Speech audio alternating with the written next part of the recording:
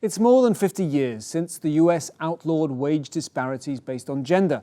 Yet women earn on average about 84% of what men earn, according to the Pew Research Center.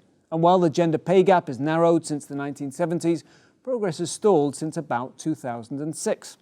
So why does the gender pay gap persist? Is it down to not enough women being in positions of power? Only about 5% of big American companies have female CEOs. Is it more to do with how society values traditionally female and male characteristics? Or does it simply reflect the durability of discrimination? Welcome to The Big Question, the monthly video series from Capital Ideas at Chicago Booth. I'm Hal Weitzman, and with me to discuss the issue is an expert panel. Marianne Bertrand is the Chris P. Dielinas Distinguished Service Professor of Economics at Chicago Booth. She's co-director of Booth's Social Enterprise Initiative and director of the Poverty Lab at the University of Chicago Urban Labs. She's also a co-editor of the American Economic Review. And Waverly Deutsch is a clinical professor of entrepreneurship at Chicago Booth. She teaches Building the New Venture and coaches startups at the Polsky Center for Entrepreneurship and Innovation. Her research focuses on the execution challenges entrepreneurs face as they grow their businesses. Panel, welcome to The Big Question. Marianne Bertrand, let me start with you. Why has that narrowing of the gender gap slowed down in recent years? That's $1 million question. I think no one has a definitive answer. I think there's been a huge amount of progress in terms of narrowing this gap over the 1980s that has been keep on going, but certainly at a much slower rate. I think what's more dramatic, if you look at the distribution of earnings between men and women, is that the gap at the top of the earnings distribution, so between the top earning men and women, is not been, narrowing, much at all over the last, 2 or 3 decades. So the top earners, the men are earning much more than the women. Yeah, I think in terms of like convergence, if you look at median earnings, I think the patterns of convergence have been stronger in this part of distribution. I think what looks more strange and harder to explain is maybe harder to explain is what's going on the top of the earnings distribution. Okay. Waverly Deutsch? I think what's interesting to think about is we know sort of some of the causes for the gender gap through the 1940s, 50s, 60s, 70s, when institutionally it was implemented based on roles in the organization, based on the value of women. And certainly when I was coming up in my career, it was very rare for women to make the same amount of money as a man for the same job. I think as we've shown light on that issue, as women in the workplace have changed, the dynamics around why women make less have shifted dramatically. So it's much less a story about a lack of opportunity or a systemic sort of holding women down, the glass ceiling question. There's still some of that. It's particularly pervasive in areas that are heavily male-dominated, like financial services, tech, things like that. What's really interesting now is the role that women's socialization and how women approach their careers is playing in being one of the elements that might cause that gap to be persisting and also make that last part of the gap harder to close. I could pose the challenge kind of differently. I think looking back in time when people were trying to explain the gender gap in earnings, there was always an easy explanation to point at, which was gender difference in terms of education. Women were not going to college the same rate as men. They were much less likely to go to business school, law school as men.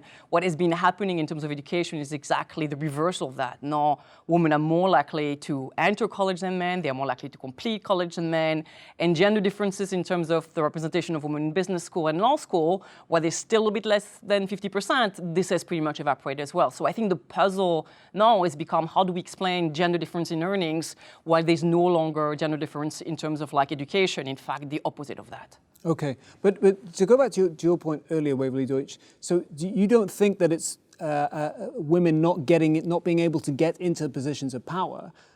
Does that mean then that it's women getting into those positions and not being paid as much when they're in them? Well, I think that, as Marianne pointed out, the higher you rise, the more that gap persists. We know that women can get into positions of power. About 5% of Fortune 1000 CEOs are female. So it's not a question any longer of it's not available to you. The path is different, and the dynamics of how women climb the corporate ladder are different than the dynamics of how men climb the corporate ladder. So it is a really interesting question that once women get there, what's going on with compensation and what's causing that. In the middle I think in the middle management, in the pipeline to the C-level, women have a very different approach to business. So women are far less likely to want a job in the C-level when they're interviewed at middle management positions. They're far less likely to say that that's a career goal of theirs. They're far less likely to ask for promotions and ask for pay raises. They're less likely to change jobs for career advancement. They typically change jobs for other reasons than getting a bigger title or getting bigger responsibility. So part of the interesting question is, what drives the socialization of women? And I'm not sure what you mean by socialization of women. I think we have, well, if I have to take my perspective, kind of looking back at all the research that's been done on this, I think we have a pretty good explanation as to why women are not advancing at the same rate as men, and it's the fact that women do something different at home than the men do. I think children are a huge part of the explanation. And the story, I think, is a pretty simple one. I mean, if you think about the high earnings job in the economy, think about jobs in finance, jobs in business, jobs in law, they are jobs that require extremely long hours. They are jobs that are characterized by a total lack of flexibility in the allocation of time. You have to be there 7 days a week. You have to be available several days a week. And because we still live in a society where women do a disproportionate share of the home production, by which I mean child rearing, that's a big part of it, but other things, the ability to be the mother or be the person who takes care of the home and have those inflexible careers is extremely difficult. So I don't think it's not that women do not want to, get to the top. I think because of the role that they play, outside of the workplace, the role that they play at home, these jobs are just less appealing for them because they cannot combine them with what they do at home. I think so. I don't know whether that's what you mean by socialization, because then we can have a whole discussion as to why this is like that. And maybe that's what you meant by socialization. I want to make sure that we're on the same route. I think you answered a big part of that question, and that is the socialization of women still being the primary caregiver in the home, the primary caregiver with aging parents, the primary caregiver with children, and quite frankly, the primary caregiver in mixed gender households. Yes. So I consider that part of the socialization. But I also think that ambition, competitiveness, these kinds of traits are, and there's a huge debate on nature versus nurture, exactly, but there's right. certainly aspects of the way kids even today grow up in society. I mean, we're getting more and more women participating in competitive sports, but competitive sports have always been an area where ambition, competition, those kinds of leadership traits have been developed. So let's break it down, right? So I think we are, trying to explain this gender gap. We're in a situation where we can no longer point at education differences is what explains it. So we have to look for something else. And I think the main stories that are left outstanding is this issue about, women take the greater care of the load outside of the workforce at home. And there is a set of other explanations that have to do with different risk attitudes for women. Women may not have an appetite for these very risky jobs. Women may not have an appetite for the competitive natures of, of a job on Wall Street. And then when you look at these other kind of explanation, attitude towards risk, attitude towards competition, those have been documented to exist. And it might very well be that they are part of the same phenomenon as what I think you called socialization before, which is that we raise our girls not to have an appetite for risk because they should be at home taking care of kids. And we raise them not to want to, win the race because that's not the way we conceive the role of women in society. And I think the research on that, this nature versus nurture research on this attitude, I think is really kind of not definitive at all. But I think we have some evidence, for example, that girls that kind of get raised in the single-sex schools tend to be more competitive, more risk-taking than girls that are kind of raised in a co-ed environment. So there are pointers that says that those attitude, those preferences for risk, competition may not be something that we are born with, but something that we are nurtured to become as women. And that's exactly what I meant by socialization. And then we have socialization. No, we don't. And I think I think one of the things that we probably have to do is we probably have to stop calling this a problem, right? So a problem requires a fix. Well, it is a problem. And there may be some disparity in pay that isn't about equal pay for equal work, but that is a disparity in the median earnings that have to do with other things. So women valuing flexibility and flex time and vacation time and trading that off for financials. And I think if we do some research in how that rolls into pay gaps, we see a smaller pay gap. Yep. But this issue of taking on risk is exactly what we see in the world of entrepreneurship. So, there's a lot of press on the fact that women get less than 20% investment. Some say even as low as 4% of the dollars of venture capital go to women founders. And the truth of the matter is that only about a fifth of the venture-backed companies even have a woman on the founding team. And yet, women are starting businesses at a much closer rate to men, and women own 30% of the businesses in the country. What they do when they start businesses is they work for a work-life balance. Mm-hmm. And so they tend to start, they're much less likely to start employer businesses versus sole proprietorships, self-employment. So 30% of the companies, privately held companies in the US, are owned by women, but only 15% of those are employer companies. So they're much less likely to start employer companies. And they're much less likely to start companies that have high degrees of capital requirements up front, and like you said, that are in these really competitive spaces. So the challenge, the interesting challenge is to then find the women who are in those areas and figure out a way to make sure that they have the tools they need and the support they need to go and ask for the capital to grow those businesses. So that's a number that's been climbing slowly, the way women in the executive suite of Fortune 1000 has been climbing slowly, and part of it is because of what the women are doing themselves as entrepreneurs. But Waverly, Deutsch, when you talk about choices and women sort of, you said there's not necessarily a problem. Does that mean there's a kind of a natural wage disparity that we just have to live with? No, there isn't a natural wage disparity, and we have to consider compensation across more dimensions than just money. There is a value of money disparity, and whether that's a good thing or a bad thing, I don't think is something that we can really answer. But here's what I would say to Marianne's point about the aggressive, risk-taking, high-risk jobs, high-performing jobs. What we have to look at is when a woman is following the same career trajectory, are there factors that are holding her back from earning what her male counterparts are earning? And I think we absolutely still have tons of anecdotal evidence, and I believe, evidence in the salary data itself that women are making less than men when they're doing exactly comparable work. And I'll give you an example. I was recently talking to a Booth grad who's reached the upper echelons of a consulting career. And in her review, her boss told her, you talk too much about your family, and it's perceived that that's going to hold you back from climbing the ladder here. And she thought about the amount, she talked about her family versus her male colleagues, couldn't find a difference. And also she asked her boss, was there ever a time when I wasn't with my team when I needed to be, when I missed a critical meeting when I needed to be, when I didn't take on travel or work that I needed to be? And he couldn't cite that. And so it was a pure perception issue. And he was concerned about the perception, and he brought it up, and he would never do that with a man. And I think there are those kinds of issues that are problems and do need to be dealt with. I think those perceptions are important, but I think this is just one data point. I think if you look at the entirety of the data, which I've done in prior work on our MBA students, but there's been other similar studies have been done for law schools, other business schools. You have a pay gap between male and female graduates that is at about 10 years out of grad school, 50%. So our male graduates 10 years out of grad school earn 50% more than our female grads.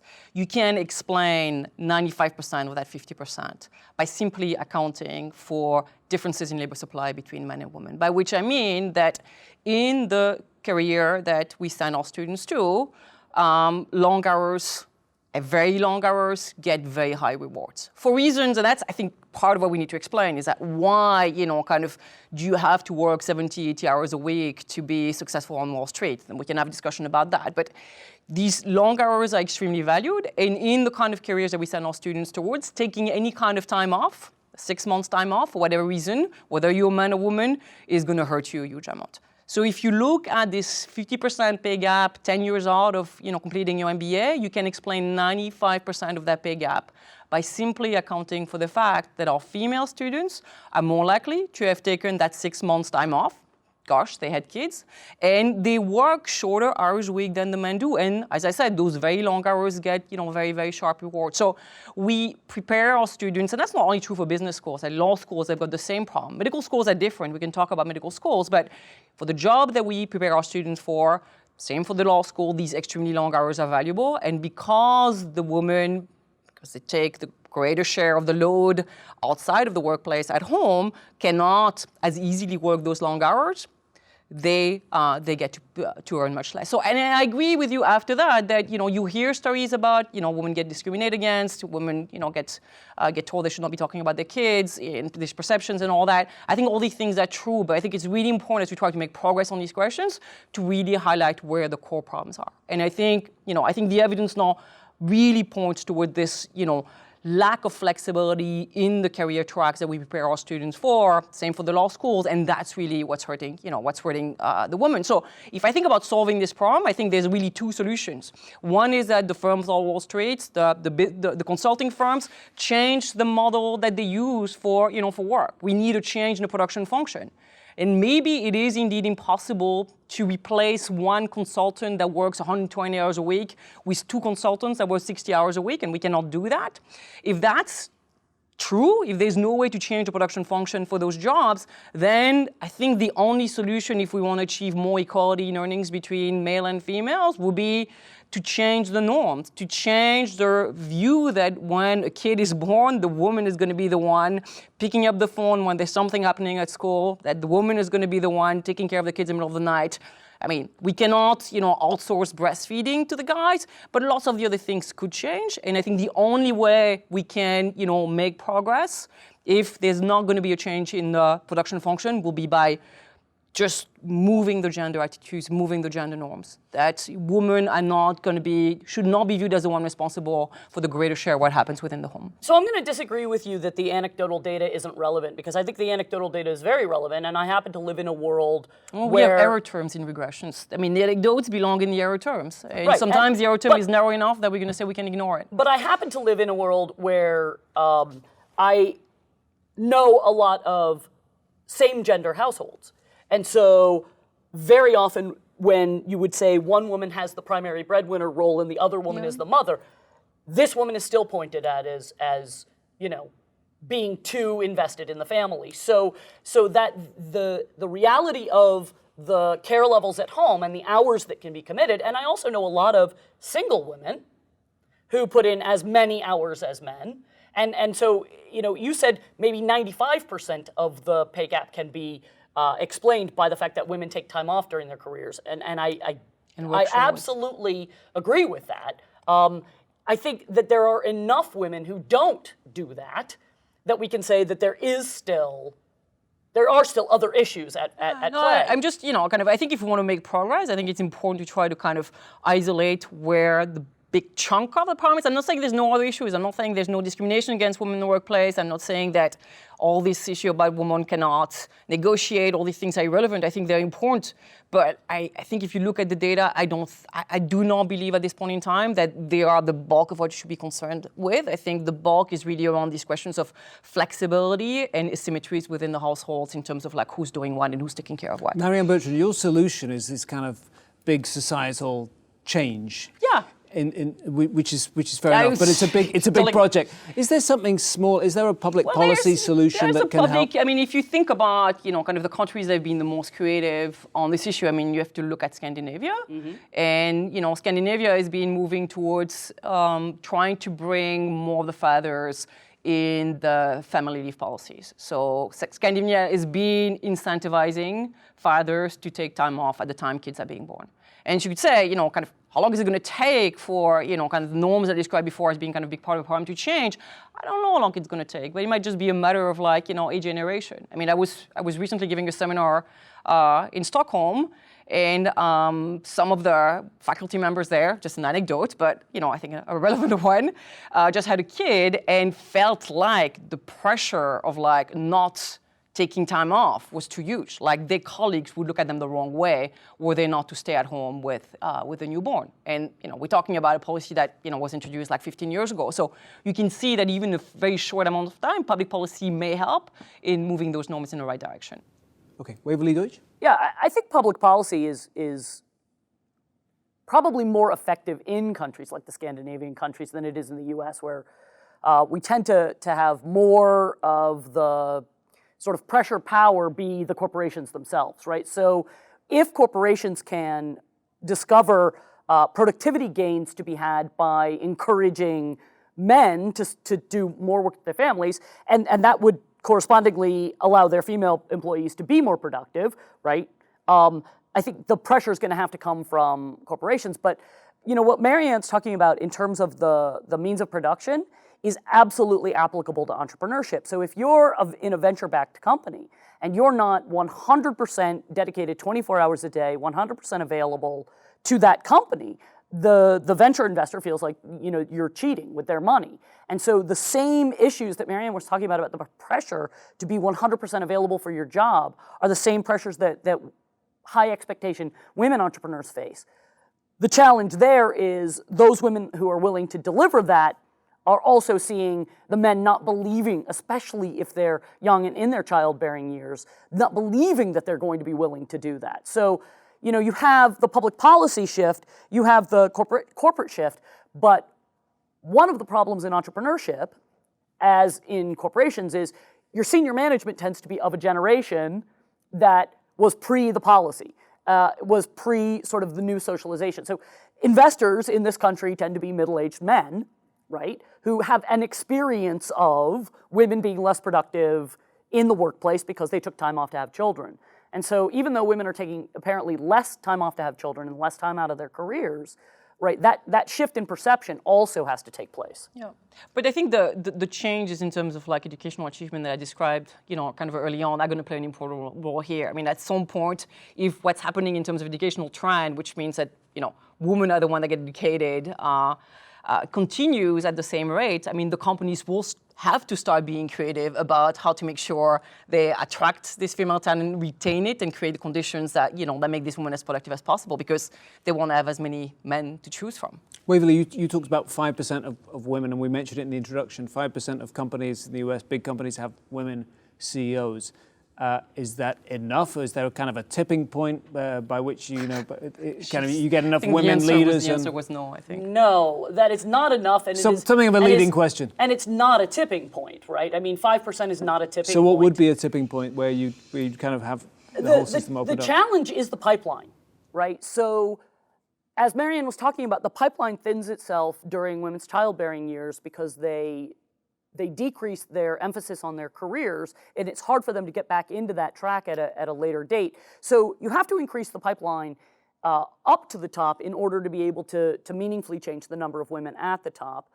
And people often say, well, if it's so hard for women to climb through the corporate ladder, and most CEOs, most C-level executives have spent substantial time at their companies or in similar companies before they get to be in that position. Well, shouldn't women just start their own companies, and isn't that the fast track to CEO? And so, I think that the alternative path of having more powerful women CEOs through venture capital is a good one if the venture capitalists, if the private equity firms, if the investors trust those women. So, there's substantial, I'll call it popular data out there about the correlation between a higher number of women executives and success. And there's anecdotal data from Dow Jones and others about having a woman founder leads to higher success for startups, right? Having more women executives on your team leads to higher success for corporations in terms of relative return on equity for their shareholders, having more women on the board.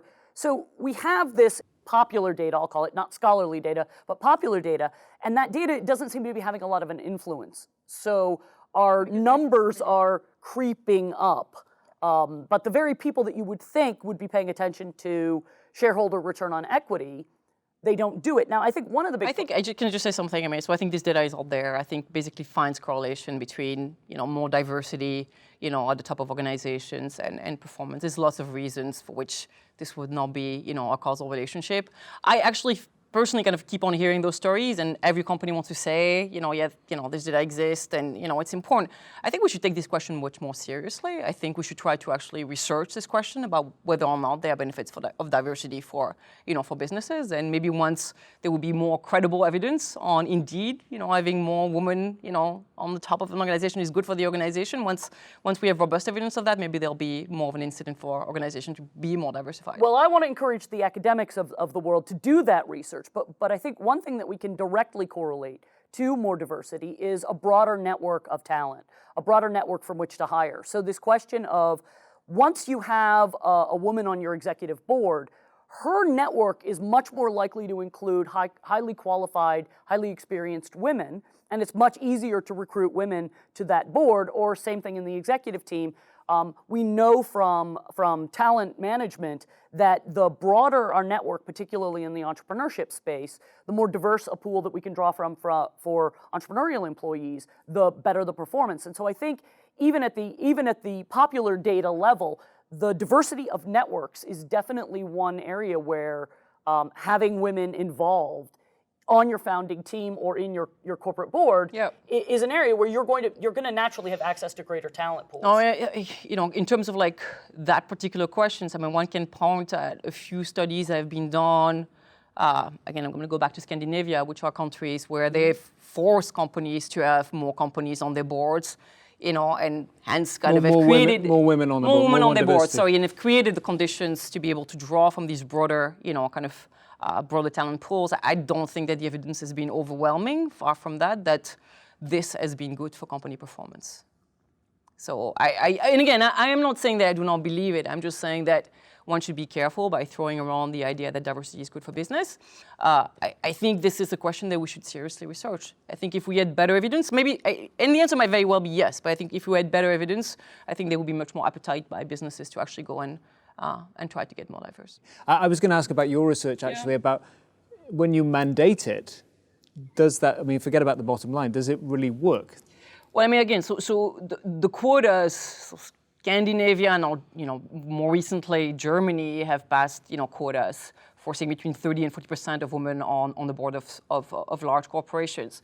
The only study that has been done about the implications of this in terms of reducing the gender gap is the work that we've done last year looking at the Norwegian experience. And again, all of this should be kind of caveated by the fact that it's only been 10 years. So if you think that these policies are going to have an impact on gender gaps, you'd think that it might take a bit more time. So with the caveat of only 10 years of data to look at, I think when one tries to understand the impact of these policies, it's not very positive.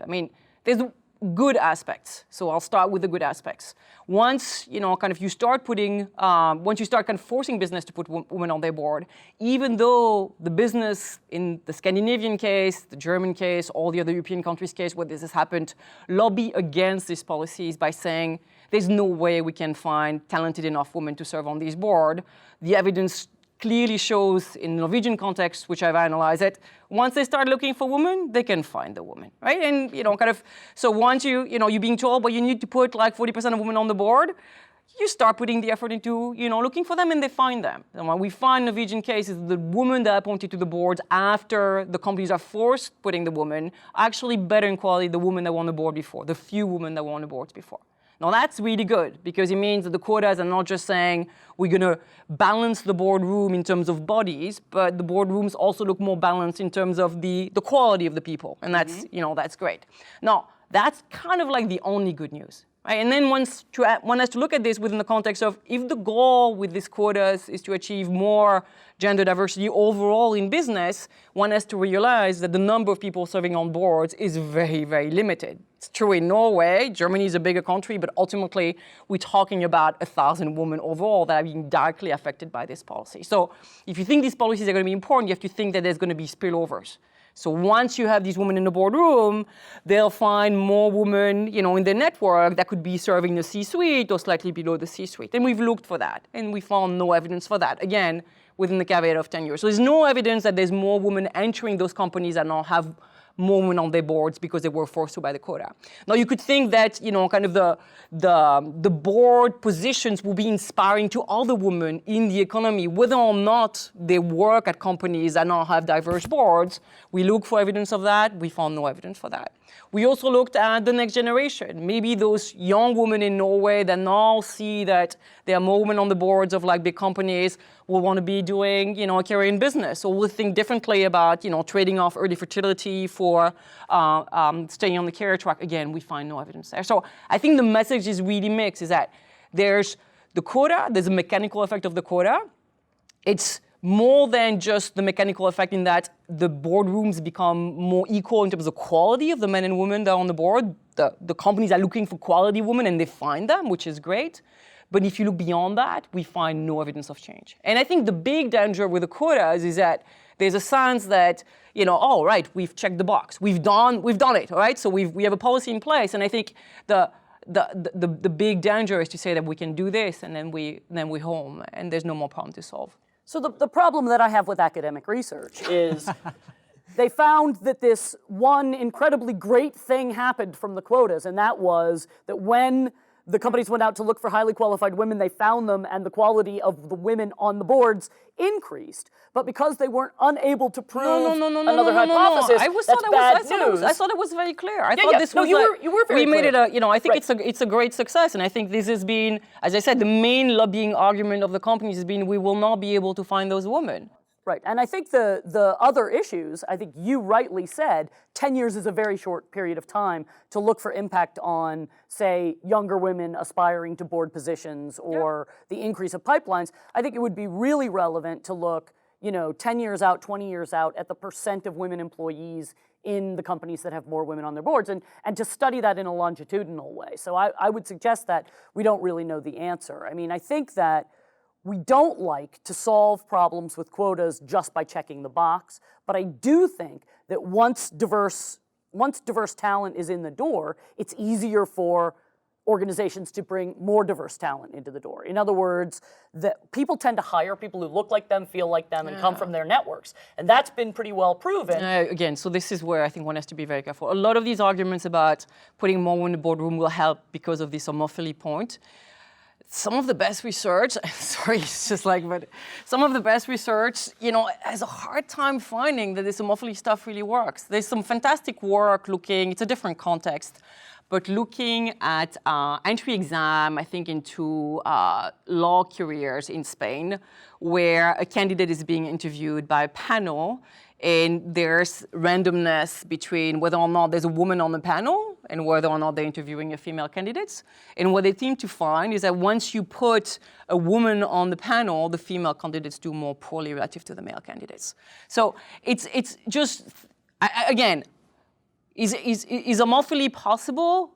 Most likely, but do we have to just say, for sure homophily will work and women will help over the women? I think one has to be careful. Well, on that note, unfortunately, this is a fascinating conversation, but our time is up. We'll have to come back in 10 years and review what progress has been made. My thanks to our panel, Marianne, Bertrand, and Waverly, Deutsch. For more research, analysis, and commentary, visit us online at chicagobooth.edu/capideas and join us again next time for another Big Question. Goodbye.